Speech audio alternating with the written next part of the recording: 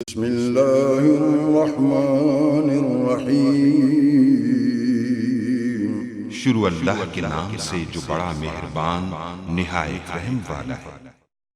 अस्सलाम वालेकुम गाइस। इस स्टोरी में हम डिस्कस करेंगे मेंटेनिंग डाटा इंटीग्रिटी के बारे में। मतलब कि डाटा इंटीग्रिटी क्या होता है, उसकी कंस्ट्रेंट की कौन कौन सी टाइप्स है, कंस्ट्रेंट की स्टेट क्या है और उसके हम कैसे जो स्टेट को चेक कर सकते हैं, इमीडिएट और डेफर्ड क्या होता है, इसके अलावा प्राइमरी और यूनिक की का टेबल यानी कि ट्री देखेंगे। इसके अलावा फॉरेन की कंस्ट्रेशन क्या होती हैं और इसके अलावा हम जो कैसे टेबल को क्रिएट किया था कंस्ट्रेंट के साथ, और गाइडलाइंस क्या होती हैं जो यानी कि कंस्ट्रेंट वगैरह डिफाइन करने के लिए इनेबलिंग और डिसेबल कैसे कंस्ट्रेंट को कर सकते हैं, और एक्सेप्शन वगैरह क्या होती है और कैसे इन्फॉर्मेशन चेक कर सकते हैं। इस स्लाइड में हम जो ये सब कुछ जो है देखने वाले हैं। तो मेंटेनिंग डाटा इंटीग्रिटी के बारे में हम जो है डिस्कस करते हैं। तो ये हमारे पास लास्ट स्लाइड रहेगी हमारे डाटाबेस एडमिनिस्ट्रेटर की, तो इसके बारे में जान लेते हैं। तो सबसे पहले मेंटेनिंग मतलब बरकरार रखना, किसको रखना, डाटा को, और क्यों कैसे रखना, इंटीग्रिटी उसकी रखना। मतलब कि हम डाटा की सालमियत रखना चाह रहे हैं, सालमियत मतलब को ऐसा डाटा की एक्यूरेसी रखना चाह रहे हैं, डाटा बिल्कुल करेक्ट करना चाह रहे हैं, तो उसको कैसे कर सकते हैं। मतलब कि हमारे पास कोई डाटा पड़ा हुआ उसको कैसे करेक्ट करें, या मजीद नया डाटा आ रहा है तो उसको कैसे ठीक तरह से हम स्टोर कर सकते हैं, उसके बारे में जो हम। तो इसके बाद हमारे पास इसके ऑब्जेक्टिव वगैरह लिखे हुए हैं, आप जस्ट इसको देख सकते हैं। तो डाटा इंटीग्रिटी तीन तरह से डाटा की हम इंटीग्रिटी कर सकते हैं, करेक्ट कर सकते हैं डाटा को। तो उसके यानी कि हम एप्लीकेशन कोड के थ्रू भी कर सकते हैं, डाटाबेस ट्रिगर के थ्रू भी कर सकते हैं, और इंटीग्रिटी कंस्ट्रेंट के थ्रू भी कर सकते हैं। इस ट्यूटोरियल हम डिस्कस करने वाले इंटीग्रिटी कंस्ट्रेंट के थ्रू हम कैसे डाटा की इंटीग्रिटी कर सकते हैं। तो एप्लीकेशन कोड क्या होता है, मतलब कि आपकी जो डाटाबेस है, इस अपनी डाटाबेस को किसी और एप्लीकेशन के साथ आप उसको यूज़ करते हैं या किसी और सिस्टम में उसको यूज़ करते हैं, तो वो जब उस डाटा वहाँ से कोई डाटा एंटर हो रहा होता है तब वहाँ से उसकी तब आप उसकी यानी कि आप वहाँ एप्लीकेशन कोड के थ्रू यानी कि उसको चेक कर सकते हैं कि ये जो चीज़ एंटर हो सकती है, ये ना हो, ये सारी वहाँ आप जो कोडिंग वगैरह कर सकते हैं। जैसे कि मैं आपको जो एग्जाम HTML CSS और जावा स्क्रिप्ट और PHP भी आपने एक वेबसाइट बनाई है। देखें अब जावा स्क्रिप्ट है वो यूज़र एंड पे एप्लीकेशन जैसे ब्राउज़र वगैरह की यहाँ से चेकिंग कर रही होती है, डाटा ठीक एंटर हो रहा है नहीं हो रहा, सब कुछ जो आपको सिक्योरिटी प्रोवाइड कर रही है। इसी तरह बैक PHP जो है वो बैकएंड पे जाकर सारा कुछ चेक कर रही होती है। तो यहाँ भी यही कहने का मतलब कि एप्लीकेशन जावा स्क्रिप्ट जैसे चेक करती है एप्लीकेशन की, वहीं से डाटा जो वो चेक होकर डाटाबेस में आए तो आप वहाँ से कर सकते हैं। यहाँ पे डाटाबेस ट्रिगर के थ्रू, डाटाबेस ट्रिगर ये होता है कि ट्रिगर का मतलब होता है कि कोई भी चीज़ का फायर होना, जैसे कि आपने मोबाइल पैकेज वगैरह लगाते हैं और रात के ठीक 12 बजे आपका जो पैकेज ख़त्म हो जाता है, तो ये कोई बंदा नहीं बैठ कर बल्कि उन्होंने क्यूरी लगाई होती हैं, जो क्यूरी रात के जैसे ही 12 बजते हैं फ़ौरन वो रन हो जाती हैं, उस क्यूरी जो फायर हो जाती हैं। तो इस जो फायर हो रही होती है यानी कि रन हो रही होती है उसको कहते हैं ऑटोमेटिकली वो हमारे पास ट्रिगर होता है। तो इसी तरह डाटाबेस में ट्रिगर जो है वो लगाते हैं, मतलब कि आपने कोई गलत डाटा किया तो वो फ़ौरन वो ट्रिगर वगैरह जो रन होंगे वो उसको कंट्रोल, तो ये सारी चीज़ें आ जाती हैं।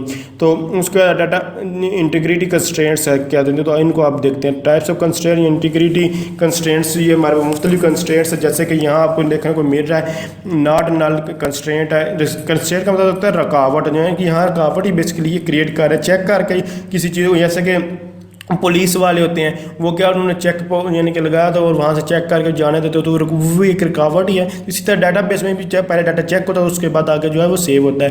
तो नॉट नल हो सकता है, यूनिक हो सकता है, प्राइमरी की, फॉरेन की और चेक वगैरह कोई भी हो सकता है। तो आप सबसे पहले नॉट नल का मतलब है कि ऐसा कॉलम जिस यानी कि या रो जिसमें आपने लगाई हुई है उसमें कोई भी डाटा जो है वो नल ना, मतलब उसमें कोई ना कोई वैल्यू ज़रूर हो। जैसे कि यहाँ मैंने कोई एक कॉलम और रोज़ वगैरह जो है वो टेबल कॉलम और रो से मिलकर बनता है, आपको ये तो बताएं।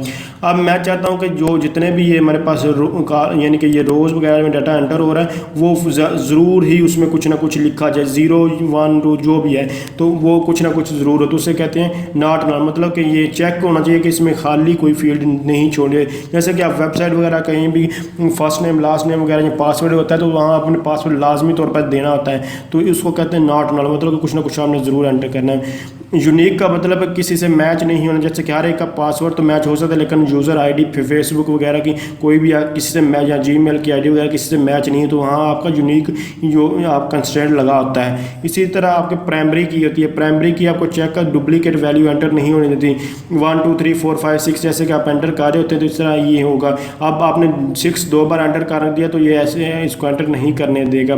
फ़ौरन की दूसरे की यानी कि दो या दो से ज़्यादा टेबल्स के आपस में दरमियान में लिंक करवाने के लिए इसका यूज़ करें, यानी कि प्राइमरी की एक टेबल की दूसरी टेबल में एज अ फॉरन की यूज़ होती है। ये सारी चीज़ें मैं प्रैक्टिकली भी रेडी करवा चुका हूँ डाटा बेस यानी कि SQL सर्वर 2014 के ऊपर।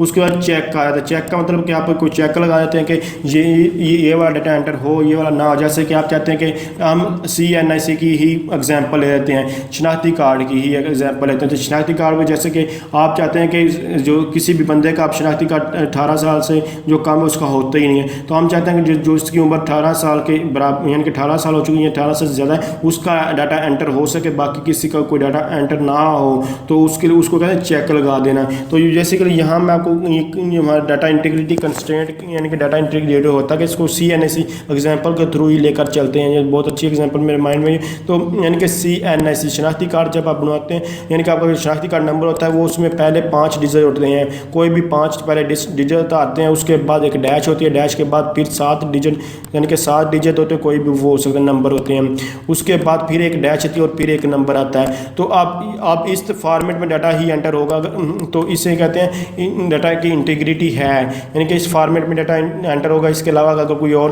मेथड में कोई डाटा एंटर करने की कोशिश करेगा डाटा एंटर नहीं होगा। तो अगर हो जाएगा तो उसकी डाटा की इंटीग्रिटी नहीं होगी, अगर इसी फॉर्मेट में ही एंटर होगा तो डाटा की इंटीग्रिटी है। ये एक एग्जाम्पल आपको दे रहा हूँ, इस तरह इसको कहते हैं। तो इस तरह के करना चाहते तो आप कर सकते हैं। उसके बाद कंस्ट्रेंट की स्टेट्स आती हैं। कंस्ट्रेंट की स्टेट्स में हमारे पास 2 पहले वर्ड हैं, डिसेबल क्या होता है और इनेबल क्या होता है। डिसेबल जहाँ भी वर्ड यूज़ होगा, डिसेबल का मतलब होता है कि बंद होना, ऑफ होना, यानी कि कोई भी चीज़ वर्क नहीं कर रही होती, उसको कहते हैं डिसेबल। इनेबल का मतलब जो भी चीज़ जहाँ भी वर्ड इनेबल का उसका मतलब होगा कि वो चीज़ काम वर्किंग ऑन है, वर्किंग फॉर्म में है और वो वर्क ठीक तरह से कर रही है। उसके बाद यहाँ एक वर्ड है नॉन वैलिडेट और वैलिडेट। अब वैलिडेट और नॉन वैलिडेट में क्या फ़र्क है? वैलिडेट का मतलब है जब आपके डाटाबेस में डाटा एंटर होगा तो तब आपका डाटा जो है वो चेक होगा, उस टाइम भी चेक होगा, और जो डाटा आपके पास जो पड़ा हुआ डाटाबेस में वो भी चेक होगा। जब दोनों टाइम चेक होगा उसको कहते हैं वैलिडेट, और जब सिर्फ डाटाबेस में डाटा एंटर होते वक्त जब चेक होगा उसको कहते हैं नॉन वैलिडेट। ठीक है, ये 2 चीज़ें आपको पहले इनेबल और डिसेबल में बताया, और उसके बाद वैलिडेट और नॉन वैलिडेट। मैं फिर बता रहा हूँ, वैलिडेट का मतलब है कि डाटाबेस में डाटा एंटर होते वक्त भी और जो डाटा पहले से पड़ा हुआ है वो भी चेक होना, दोनों का चेक होना को कहते हैं वैलिडेट। और नॉन वैलिडेट का मतलब है कि सिर्फ और सिर्फ एंटर होते वक्त जो डाटा वो चेक होगा, जो पहले पड़ा है वो पड़ा रहेगा, उसको चेक नहीं करेगा, ठीक है गलत जो भी, उसका कोई गर्ज नहीं है। ये चीज़ें याद रखिएगा।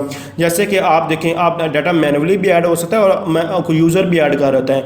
जैसे या कोई वेबसाइट में जाते हैं आप जो वहाँ जो है लॉग इन यानी कोई डाटा एंटर कर रहे होते हैं, कोई जो फॉर्म वगैरह फिल करते हैं, तो आप एज अ जो है वो डाटा एंटर कर देते हैं, तो वो क्या वहाँ भी उसके बाद डाटा जब जाकर डाटा होता है एंटर, और वो जो एडमिन होता है यानी कि जो लोग होते हैं यानी कि खुद भी वो अपने हिसाब से डाटा जो है डाटाबेस में डायरेक्ट एंटर कर सकता है। अब वो जो चेक एंटर कर रहा है वो ठीक गलत भी कर सकता है, और जो ब्राउज़र के थ्रू कर रहा है वो भी ठीक गलत कर सकता है, तो ये डिपेंड करता है। अब आप चाहते हैं कि किस तरह की वैलिडेशन हो, आप डिपेंड करता है कि आप किस तरह की चाह रहे हैं। जैसे कि रिसाइकल बिन में जाकर डाटा जो है वो स्टोर हो, यानी कि आप अपने पीसी से डाटा डिलीट करते हैं और वो आपके रिसाइकल बिन में जाकर डाटा जो है वो स्टोर हो जाता है। अब आपके रिसाइकल बिन में जाकर डाटा स्टोर होता है तो वो तो चेक ही नहीं करता, उसकी ज़रूरत ही नहीं होती कि वो ठीक है गलत, जब ठीक है जैसा भी जाकर स्टोर हो जैसे ही होता है। इसी तरह आपके पीसी के लॉग मेंटेन हो रहे हैं, तो लॉग जाने आपने कौन कौन सा काम किया, वो ठीक किया गलत किया, जैसा भी है वो जाकर सेव हो जैसे ही आप करते हैं। इसके अलावा इसी तरह डाटाबेस में भी लॉग वगैरह भी होते हैं, और मकसद के लिए बहुत सारे मकसद होते हैं, उसके लिए आप चेक करते हैं, यानी कि कोई भी आप डाटा चेक ही नहीं करते, और कुछ मकसद के लिए आप चाहते हैं कि कोई पुराना डाटा पड़ा हुआ है तो आप चाहते हैं उसको चेक ना किया जाए, कोई नया डाटा आया तो बस उसी को चेक किया, तो वो भी आप लगा सकते हैं। ये आपकी कंडीशन पर डिपेंड करता है कि आपने किस तरह की डाटाबेस बनाई है और किस सिस्टम के साथ उसको यूज़ करना है। यहाँ फिर आप चाहते हैं कि यानी कि डाटाबेस में जो डाटा पड़ा है वो भी सारा चेक और जो न्यू डाटा आ रहा है वो भी सारा चेक हो, तो वो भी आप कर सकते हैं। सब कुछ आपकी कंडीशन के ऊपर डिपेंड है। और आप देखें सबसे अच्छा मेथड तो यही है, जो पहले डाटा पड़ा है वो भी चेक हो, जो पहले डाटा नहीं पड़ा यानी कि जो पहले पड़ा हुआ है वो भी चेक और जो न्यू एंटर हुआ है वो भी चेक, लेकिन इस पर टाइम कंज्यूमिंग हो रहा है, थोड़ा टाइम लगता है, तो इसीलिए ये आपको चीज़ जो वो देखनी होगी। और दूसरी चीज़ क्या, दोनों जगह पे चेक नहीं हो रहा तो वहाँ तो टाइम लगेगा नहीं, इस बात से दौड़ी जा रही। जैसे कि मोटरवे पे आपको कोई रोकते हैं या डायरेक्ट आप एंटर हो जाएंगे और चले जाएंगे तो आपके 2-4 मिनट बच जाते हैं, लेकिन आपको वहाँ पर्ची वगैरह लेनी पड़े तो आपको टाइम ज़ाया होता है। तो इसी तरह यहाँ भी है। अब इन चारों के बारे में वन बन देते हैं। तो डिसेबल नॉन वैलिड मतलब कि किसी भी डिसेबल वर्ड है तो इसका मतलब है कि ये चेक हो ना तो जो एंटर होते वक्त आपका डाटा चेक होगा और ना ही जब जो पहला डाटा उसको चेक किया। और डिसेबल वैलिडेट भी वही है कि डिसेबल है, कुछ चीज़ चल ही नहीं तो जो मर्जी हो तो इसका मतलब ये भी चेक नहीं होगा। और इनेबल नॉन वैलिडेट का मतलब कि आपका डाटा एंटर होते वक्त तो चेक होगा, यानी कि ब्राउज़र के थ्रू कहीं भी आपने डाटा एंटर किया वो चेक होगा, और उससे पहले जो आपने कंडीशन लगाई है उससे जो पहले वाला डाटा वो चेक नहीं होगा, वो बेशक ठीक है या गलत है। जैसे कि आपने एंटर किया 7, यानी कि आपने 17 एंटर करेंगे और इनेबल नॉन वैलिडेट लगा तो वो 17 एंटर नहीं होने देगा। शनाख्ती कार्ड वगैरह की इस तरह की कोई आपकी, यानी कि आप चाहते हैं कि किसी ऑर्गेनाइजेशन में काम करना तो 18 साल से कम उम्र जो बच्चा उसको नहीं रखते, तो उन्होंने कंडीशन लगाई हुई है। तो अगर आप ऐसा करते हैं या फेसबुक यूज़र जो होते हैं या कोई और वेबसाइट होती है तो उसमें भी होता है, तो वो डाटा एंटर नहीं होने देगा। लेकिन कोई पहले कंडीशन, जैसे कि गवर्नमेंट ने अब रूल चेंज की तो पहले कंडीशन थी कि 16 साल का, 17 साल का, 15 साल का फेसबुक यूज़ कर रहे हैं आप तो कर रहे हैं, लेकिन ये कंडीशन है तो वो यूज़ ना करेंगे। कोई और वेबसाइट है उसमें 18+ लिखा हुआ है तो वो अब पहले से तो था वो, इसलिए अब वो पहले वाला डाटा चेक नहीं कर रहे, लेकिन वो चाहते हैं कि नया डाटा जो एंटर हो रहा है उसको चेक किया जाए, तो ये उसके लिए एनेबल नॉन वैलिडेट लिखते हैं। लेकिन अब वो चाहते हैं कि जो पहले वाला डाटा था वो भी और जो आप नया डाटा एंटर हो रहा है सब कुछ चेक किया जाए, तो उसके लिए एनेबल वैलिडेट का यूज़ करते हैं। अब इनकी क्यूरी भी आगे हम देखेंगे, जस्ट आपको ये चीज़ें जो है बता दी गई हैं। तो ये चारों में क्या डिफरेंस और ये क्या यूज़ होते हैं। उसके बाद कंस्ट्रेंट चेकिंग क्या, हम कंस्ट्रेंट चेक कैसे करते हैं, तो DML डाटा मैनिपुलेशन लैंग्वेज, इसको स्टेटमेंट DML लिखा हुआ है। तो चेक कंस्ट्रेंट बेसिकली वर्क कैसे करता है कि आपने कोई भी क्यूरी रन की है तो वो उसको फ़ौरन, जैसे कि आपने यानी कि कोई भी डाटा की कोई भी चीज़ एंटर की है तो वो उसको फ़ौरन चेक करेगा कि ये ठीक ओके है या नहीं। अगर ओके है, वो जो उसकी कंडीशन लगी उसके मुताबिक है तो वो उसको एंटर होने देगा, अदरवाइज उसको नहीं होगा। जैसे कि आपने प्राइमरी की कंस्ट्रेंट लगाया तो वो प्राइमरी की में 1 2 3 4 5 6 7 8 ऑलरेडी नंबर पड़े हो, तो किसी यूज़र ने जो है वो वहाँ जो है मजीद यानी कि मैनुअली या कोई भी जैसे भी 6 यानी कि 5 फिर एंटर कर दिया तो वो एंटर नहीं होने देगा, वो कमेंट नहीं होगी, वो आपकी सक्सेस नहीं होगी कमांड, ना ही डाटा वो स्टोर होगा। इसे क्या कहते हैं कंस्ट्रेंट चेकिंग। उसके बाद हमारे पास कंस्ट्रेंट्स इमीडिएट और डेफर्ड आती हैं, 2 वर्ड है। अब कंस्ट्रेंट इमीडिएट क्या था और डेफर्ड है। इमीडिएट का फौरन मतलब कि जैसे, अब इन दोनों को मैं एक एग्जांपल के थ्रू आपको समझाने की कोशिश। इमीडिएट मतलब कि जैसे ही आपने यानी कि कोई भी क्वेरी रन की, कोई भी आपने काम किया तो वो इमीडिएट आपको फ़ौरन उसका रिस्पॉन्स मिल जाता है। और डेफर्ड का मतलब थोड़ी देर बाद आपको रिस्पॉन्स मिलेगा। जैसे कि हम ATM की एग्जाम्पल लेते हैं तो ATM रियल लाइफ एग्जांपल, क्योंकि ATM तो हर इस लेवल पे हर एक ने यूज़ किया होगा। तो ATM में क्या था, सबसे पहले आप मशीन में अपना कार्ड डालते हैं, उसके बाद आप अपना पिन एंटर करते हैं, पिन एंटर करने के बाद आप अपनी अमाउंट एंटर करते हैं और फिर उसके बाद वो आपको अमाउंट जितनी भी तब सेलेक्ट करने के बाद सब कुछ, उसके बाद वो आपको एक्सेप्ट करता है, कार्ड वापस कर देता है, कार्ड वापस करने के बाद आपको पैसे देता है और स्लिप देता है। ऐसे ही होता है। अब आपने सपोज करें कार्ड एंटर किया, जब आप कार्ड एंटर करते हैं उसके बाद आप क्या करते हैं, पिन एंटर करते हैं। तो अगर पिन आप एंटर गलत भी कर दिया है लेकिन वो फिर भी आपको रोकता नहीं है, या कार्ड को इशू फिर भी रोकेगा। उसके बाद आप ये अमाउंट चेक करेगा, फिर अमाउंट चेक अगर है या नहीं, जितनी आप जा रहे हैं वो भी चेक करेगा ठीक है या नहीं, बस ओके कर। उसके बाद सब कुछ करने के बाद फिर लास्ट पे आपको बताएगा कि आपने पिन एंटर गलत किया या आपकी अमाउंट इतनी नहीं है, ये फ़ौरन आपको नहीं बताता। तो उस चीज़ को जो आपको लास्ट में बताता है उसको कहते हैं डेफर्ड। मतलब कि आपने पिन एंटर किया, आपने कार्ड एंटर किया, पिन एंटर गलती कर दिया, ठीक है, वो फिर आगे भी प्रोसेस करेगा, आप चेक कीजिएगा। तो उसके बाद अब क्या करता है, ट्रांजेक्शन मतलब कि फिर आप किससे अमाउंट पूछेगा, फिर अमाउंट को चेक करेगा इतनी अवेलेबल है या नहीं। तो अगर आपने ये है सारा कुछ तो उसके बाद आपको बताएगा कि आपने पिन एंटर किया था। इसी तरह आपने अगर आपका पिन ठीक था, आपने अमाउंट इतनी है, तो फिर आपको लास्ट में बताएगा कि आपने अमाउंट एंटर नहीं सही की।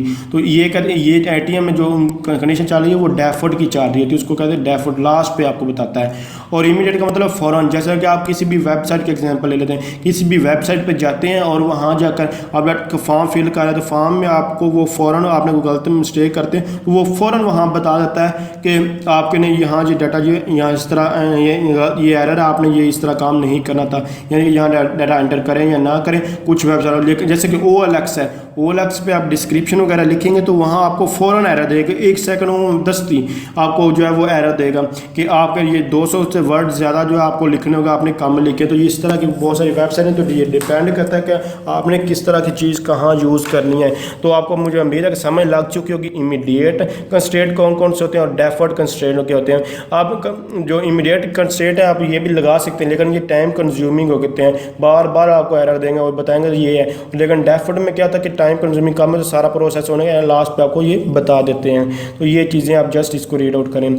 उसके बाद प्राइमरी एंड यूनिक की एनफोर्समेंट क्या थी, ये सिंपल जो ट्रिक आपको गिवन है कुछ चीज़ें। सबसे पहले आपको क्या करेगा, आपको चेक करेगा कि आपके प्राइमरी की लगी है नहीं है, यस है तो ठीक है आगे मूव ऑन करेगा, फिर चेक कर लेगा इंडेक्स, अगर नो है तो फिर आपको यानी कि डू नॉट यूज़ इंडेक्स को, मतलब आप जो है इंडेक्स यूज़ ना करें। अब इंडेक्स क्या था, बेसिक इंडेक्स जैसे कि बुक में आपके बुक में स्टार्टिंग लास्ट देखने को बुक में मिलेगा इंडेक्स है, आप इंडेक्स का नंबर लेते हैं और बुक में कहीं भी पहुंच जाते हैं फ़ौरन। इस तरह आपके पास जो यानी कि इंडेक्स होते हैं जो आपकी यानी कि डाटाबेस वगैरह में फ़ौरन कहीं आप जो पहुंचना है किसी चीज़ को सर्च करना तो आप उसके थ्रू कर लेंगे। आप ज़ाहिर सी बात है जब प्राइमरी की वगैरह या फ़ौरन की या कोई भी यानी कि यूनिक की या इस तरह की नाल की या कोई भी नहीं लगी तो कैसे आप इंडेक्स का जो है वो लगा सकते हैं। तो ऐसा अर्गिन तो सबसे पहले आपको चेक यानी कि चेक होगा कि जो की इनेबल है या नहीं, अगर नहीं है तो ठीक है इंडेक्स को यूज़ नहीं करना। फिर आपने क्या करना है, अगर तो इनेबल है तो फिर चेक करना कि क्या इंडेक्स है आपके पास है या नहीं, अगर है तो आगे मूव ऑन करें, नहीं है तो आप फिर चेक करें कंस्ट्रेंट डेफर्ड आपके पास है या नहीं। अगर तो कंस्ट्रेंट डेफर्ड जो है तो फिर आपके क्या करें, क्रिएट कर दें नॉन यूनिक इंडेक्स, अगर नहीं है तो क्रिएट कर दें यूनिक इंडेक्स। जैसे ये पढ़ने की जरूरत बताने वाले तो नहीं, फिर मैं बता रहा हूँ। तो यहाँ फिर उसके बाद अगर इंडेक्स अवेलेबल है तो क्या करें, कंस्ट्रेंट डेफरेबल को चेक करें, अगर तो वो यानी कि नो है तो फिर यूज़ कर ले, जो पहले से एग्जिस्टिंग इंडेक्स है उसको कर ले, नहीं तो फिर यानी कि इस इंडेक्स नॉन यूनिक है तो वो उसको चेक करें और नो या यस जो भी करना है फिर लास्ट पे वो परफॉर्म कर दें। तो फ़ौरन की कंसिडरेशन में क्या आता है कि अगर फ़ौरन की लगी है तो उसको आप कैसे डिलीट वगैरह कर सकते हैं, वो उसके बारे में बेसिकली आपको बता रहा है। तो डिज़ायर्ड एक्शन जो आप परफॉर्म करना चाह रहे हैं क्या वो ऐसा हो रहा है या नहीं, तो उसको कैसे आप प्रोड्यूस का सोल्यूशन क्या आप कैसे कर सकते हैं। अगर आप चाहते हैं कि जो पेरेंट टेबल है, जो पेरेंट चाइल्ड का या कंसेप्ट आपको दे रहा है, पेरेंट चाइल्ड मतलब पेरेंट टेबल वो होता है जिसमें आप यानी कि पहला टेबल जिससे दूसरा टेबल वगैरह जो लिंक किया जाता है, प्राइमरी की फ़ौरन की होती है एक टेबल को दूसरे टेबल का जब आप लिंक करते हैं, दूसरे को तीसरे चौथे ऐसे टेबल आपस में लिंक किए होते हैं। जो फर्स्ट की प्राइमरी की दूसरे की फ़ौरन की बनाई होती है, दूसरे की फ़ौरन की यानी कि प्राइमरी की तीसरे की फ़ौरन की बनाई होती है, इस तरह जो है ये वर्क कर रहे होते हैं। तो अब आप चाहते हैं कि जो पहला टेबल जिसमें प्राइमरी की वगैरह उसको जो है वो डिलीट करना चाहते हैं तो ड्रॉप करना चाहते हैं। ड्रॉप ट्रंकेट में रेडी बता, ड्रॉप में सारा के सारा डाटा डिलीट हो जाता है, ट्रंकेट में जो है वो डाटा तो सारा डिलीट हो जाता है लेकिन स्ट्रक्चर आपके पास रहता है, जबकि ड्रॉप में आपके पास स्ट्रक्चर भी नहीं रहता। तो आप जब आप जो है ड्रॉप करना चाहेंगे पेरेंट टेबल को तो वो ड्रॉप नहीं होगा। अगर आप लिखेंगे ड्रॉप टेबल और टेबल का नाम तो वो ड्रॉप नहीं होगा। वो ऐसा करने के लिए आपको क्या करना है कि कैस्केड कंस्ट्रेंट लगाना, ये कीवर्ड होगा ड्रॉप टेबल का नाम और कैस्केड कंस्ट्रेंट आपको लिखना होगा। ये ऑलरेडी मैं चीज़ें बता चुका हूँ पिछले ट्यूटोरियल में, फिर भी यहाँ बता रहा हूँ। उसके बाद ट्रंकेट पेरेंट टेबल, अगर इसको ट्रंकेट करना चाहते तो आपको जो है जो फ़ौरन की है उसको डिसेबल या ड्रॉप करना होगा, वहाँ से ख़त्म करना होगा। इसके अलावा अगर आप जो टेबल्स यानी कि टेबल स्पेस है उसको जो है आप जो है वो ड्रॉप करना चाहते हैं तो उसके लिए भी आपको कैस्केड कंस्ट्रेंट का कीवर्ड यूज़ करना होगा। और इसके अलावा आप डीएमएल परफॉर्म करना चाहते हैं तो आप डाटा मैनिपुलेशन लैंग्वेज वगैरह परफॉर्म करना चाहते हैं टेबल स्पेस में, तो आपकी जो प्राइमरी की होती है वो हमेशा ऑनलाइन होनी चाहिए। तो ये आपको बताएं। उसके बाद आप कैसे जो है कंस्ट्रेंट को लगा सकते हैं जब आप टेबल क्रिएट करते हैं तो जस्ट आप लगा सकते हैं क्रिएट कीवर्ड लिखेंगे, उसी तरह के टेबल कीवर्ड लिखेंगे और टेबल का नाम जैसे कि स्टूडेंट लिख लें, जो मर्जी लिख लें, ये उसी तरह कीवर्ड का मतलब है ये इसी जो है इसी तरह लिखे आपने लिखने होंगे। उसके बाद ब्रैकेट उसी तरह की, उसके बाद आईडी है, अब जो मर्जी आईडी और उसके बाद डाटा टाइप उसकी आईडी की नंबर है और उसके तरह नंबर हम लिख सकते हैं। उसके बाद कंस्ट्रेंट लगाया, कंस्ट्रेंट हमने क्या लगाया कि कंस्ट्रेंट का यानी कि कंस्ट्रेंट कीवर्ड, उसके बाद कंस्ट्रेंट का नाम जो भी आप लिखना चाहें अपनी मर्जी से लिख लें, जैसे कि यहाँ हमने एम्प्लॉय आईडी पी के लिखा है। और उसके बाद प्राइमरी की ये दोनों कीवर्ड हैं, ये इसी तरह लिखेंगे, ये कोई भी लिख लें।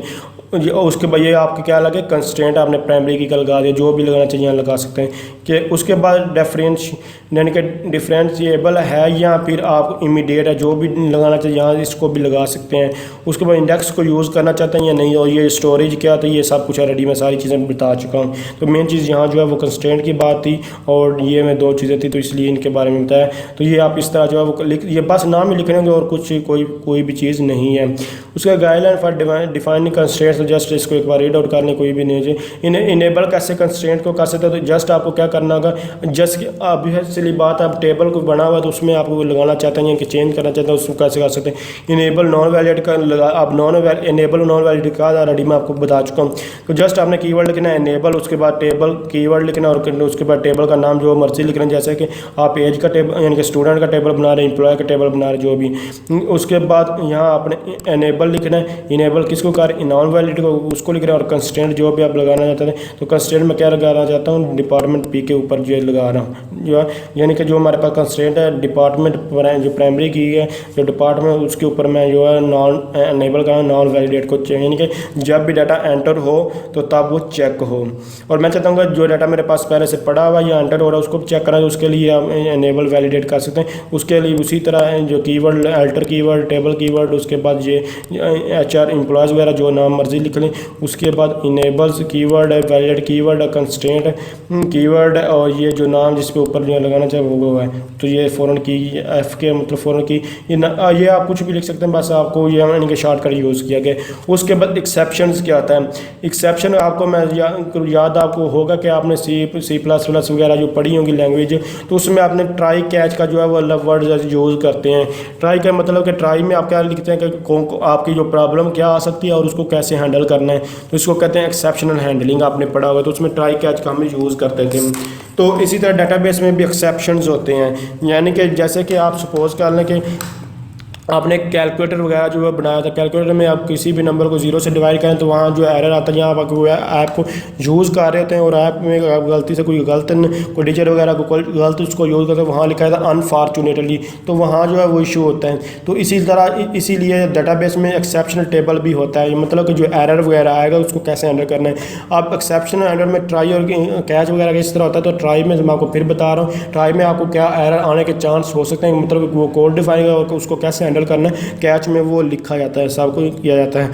तो अब इसी में यानी कि कोई भी इशू आता है आपके यानी कि जो आपके डेटाबेस में, तो वो सारा कुछ जो है वो कैसे उसको हैंडल करें वो सारा कुछ लिखा जाएगा, उसमें सारा स्टोर हो जाता है। उसके बाद उसको बाद में ठीक कर लिया जाता है, मतलब कि जो एरर गया है उसको कैसे फिर प्रूव करना है, वो इसीलिए सारा कार्य आपका जो रिकॉर्ड है वो मेंटेन होता है। तो उसको कहते हैं एक्सेप्शनल टेबल आपके पास होता है, उसमें से आप चेक कर सकते हैं कौन कौन से एरर वगैरह जो आए हैं। और उसके बाद अगर इन्फॉर्मेशन चेक करना तो वो सिंपल से आप डेटाबेस DB जो कंस्ट्रेंट लिखेंगे आपसे क्या शुरू से हम देखते हैं, और DB जो ये आप जस्ट कॉलम ये कंस्ट्रेंट चेक करना वो कैसे कॉलम का करना चाहते हो तो वो आप कर सकते हैं। तो यहाँ हमारा जो है यहाँ आज का हमारे लास्ट टॉपिक था तो वो भी कवर हो जाता है हमारे पास, यानी कि जैसे ऑलरेडी हम नोट्स देखते हैं या आप लोग जस्ट आप यहाँ से नोट्स वगैरह ये रीड आउट कर सकते हैं, इसको जस्ट पॉज करके आप लोग यहाँ से देख सकते हैं।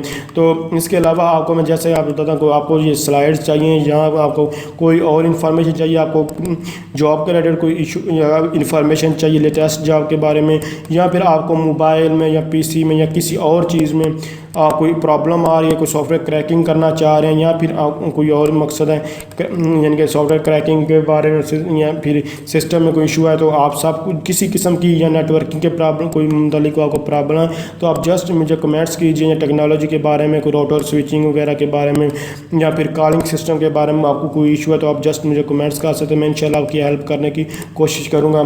तो इसके अलावा ये जस्ट आप इसको रीड आउट करें, मैं फिर कह रहा हूँ अगर आपको स्लाइड वगैरह चाहिए पूरी की सारी की सारी मेरे पूरी आउटलाइन आज अल्हम्दुलिल्लाह कंप्लीट हो चुकी है। और इसमें मैंने आपको जस्ट क्या किया ओवरव्यू ही दिया है, इतनी डेप्थ में तो चीज़ें नहीं बताई, इन सब के ऊपर अलहदा से भी यानी कि घंटों के लग सकते हैं छोटे छोटे टॉपिक को भी अगर डेप्थ में, तो हम मज़ीद इनके बारे में भी देखेंगे। इसके अलावा इसको प्रैक्टिकली भी जानेंगे, जैसे कि सारा मैं जो है पहले थ्योरेटिकल चीज़ों को शार्ट बताता हूँ, उसके बाद थोड़ा डेप्थ में जाकर हम देखते थ्योरेटिकली, फिर हम उन चीज़ों को प्रैक्टिकली देखते हैं। तो उसी तरह हम इनको भी जो है वो मज़ीद जो है वो डिस्कस करेंगे। तो इसके लिए ये नीचे जितना भी आपको मैं थ्योरेटिकली बता चुका हूँ और मज़ीद MCQs के हिसाब से जो है आपके पास यहाँ जो है वो लिखा हुआ, यानी कि आप इसको याद यानी कर सकते हैं। इसीलिए मैं आपको नीचे वाले नोट्स दिखा रहा हूँ ताकि आपको ये हेल्पफुल हो। अगर आपको नहीं भी स्लाइड टाइम अगर नहीं आपको जल्दी से मैं नहीं प्रोवाइड कर सकता तो आप तब तक यहाँ से भी आप इसको जो है पॉज करके भी ये जस्ट रीड हो,